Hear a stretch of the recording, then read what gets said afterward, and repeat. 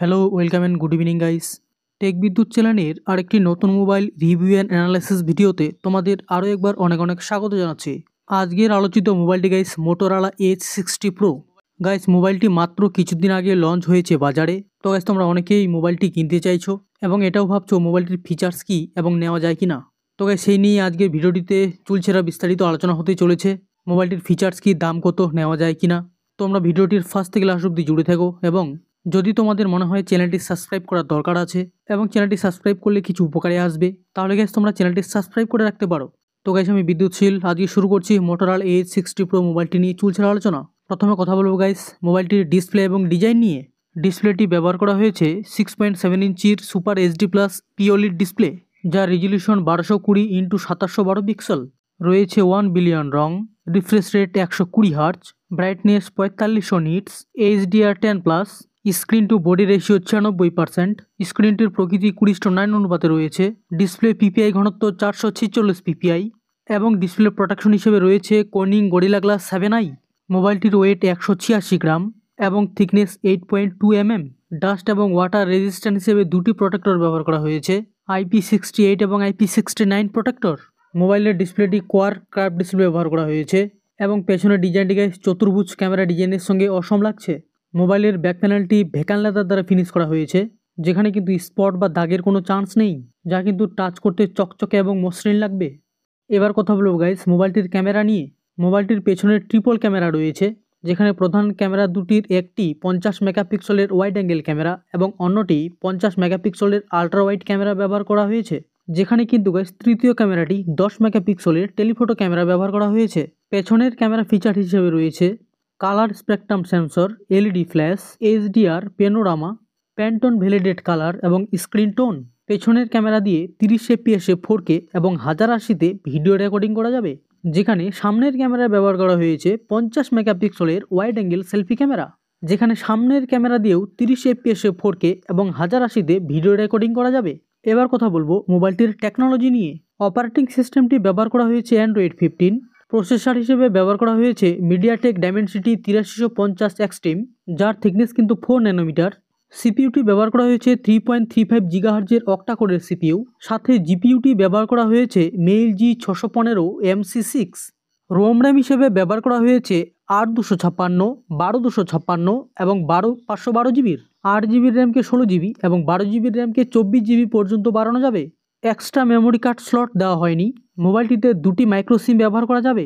এবার কথা বলবো মোবাইলটিতে স্পিকার কি ব্যবহার করা হয়েছে।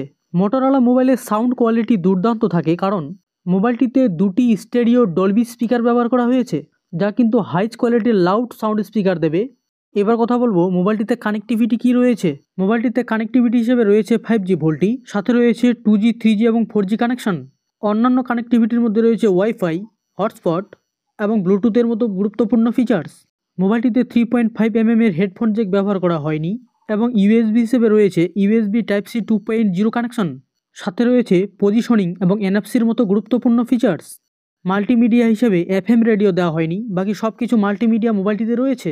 মোবাইলটি 3টি কালারের সঙ্গে বাজারে উপলব্ধ আছে। কালারগুলি হলো নীল, ধূসর এবং গোলাপি। মোবাইলটিতে পাওয়া যাবে 3 বছরের সিকিউরিটি আপডেট।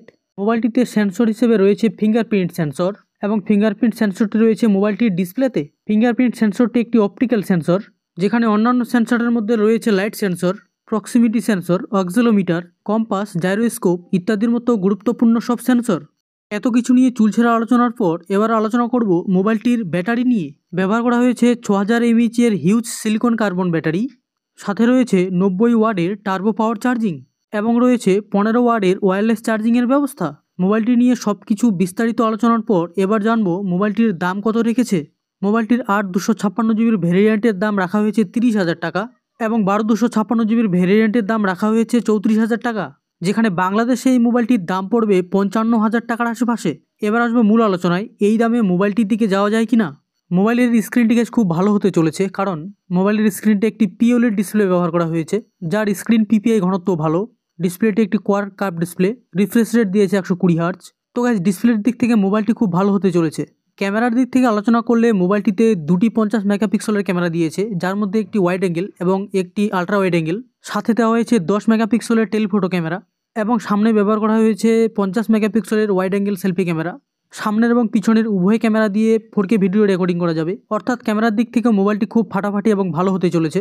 মোবাইলটির টেকনোলজি নিয়ে আলোচনা করলে প্রসেসরে ব্যবহার করা হয়েছে মিডিয়াটেক ডাইমেনসিটি 8350-এর প্রসেসর, যেটি কিন্তু আমার ক্ষেত্রে হালকা কম মনে হয়েছে। দাম হিসেবে স্ন্যাপড্রাগনের প্রসেসর ব্যবহার করতে পারতো। 3.4 GHz সিপিইউ, অর্থাৎ মোবাইলটির স্পিড খুব ভালো হতে চলেছে। মোবাইলটির আইপি রেটিং হিসেবে 68 এবং 69 প্রোটেক্টর দিয়েছে, যেটি জলের একটি ফুল প্রোটেকশন অর্থাৎ ওয়াটারপ্রুফ বলা যেতে পারে। অর্থাৎ সেদিক থেকেও বিচার করলে মোবাইলটি খুব ভালো হতে চলেছে। মোবাইলটির ব্রাইটনেস দিয়েছে 4500 নিটস, অর্থাৎ দারুণ বলা যেতে পারে। সাথে এআই ফিচার্স দিয়েছে, যেটি খুব ভালো। আর যাই হোক গাইস, মোটরোলা মোবাইল কিন্তু ডলবি স্পিকার বরাবর ব্যবহার করে। মোবাইলটির গেমিং হিসাবে আন্তর্জাতিক স্কোর গাইস 1.5 মিলিয়নের বেশি রয়েছে। মোবাইলটিতে ভেপার কুলিং সিস্টেম ব্যবহার করা হয়েছে। এসব দিক থেকে বিশ্লেষণ করলে গাইস মোবাইলটি কিন্তু দুর্দান্ত হতে চলেছে। ব্যাটারি দিয়েছে 6000 mAh ব্যাটারি, সাথে দিয়েছে 90 ওয়াটের টার্বো পাওয়ার চার্জিং। তো গাইস ব্যাটারি হিউজ পরিমাণে দিয়েছে, দুর্দান্ত। সব কিছুর দিক দিয়ে বিচার করলে গাইস ওভারঅল মোবাইলটি খুব দুর্দান্ত এবং খুব ভালো হতে চলেছে। 10-এর মধ্যে মার্ক দিতে বললে আমি 7.5 থেকে 8 দেবো। মোবাইলটি অলরেডি 6-7 দিন আগে লঞ্চ হয়ে গেছে। বর্তমানে মোবাইলটি ফ্লিপকার্টে উপলব্ধ আছে। আমার ডেসক্রিপশন বক্সে লিঙ্ক দেওয়া আছে, তোমরা চেক আউট করে নিয়ে বাই করতে চাইলে বাই করতে পারো। আজকের বিশ্লেষণ এই পর্যন্তই। ভিডিওটি তোমাদের কেমন লাগলো কমেন্টে জানাবে। ভিডিওটি ভালো লাগলে একটি লাইক এবং বন্ধুদের সাথে অবশ্যই শেয়ার করবে, বন্ধুদেরকে জানাতে। যে বন্ধুরা নতুন মোবাইল নিতে চাইছে তাদের কাছে অবশ্যই শেয়ার করবে। দেখা হচ্ছে এর পরের কোনো টেক প্রোডাক্ট নিয়ে চুলছেলা আলোচনায়। ততক্ষণে ta ta bye bye, take care, Jai Hind এবং ভারত মাতা কি জয়।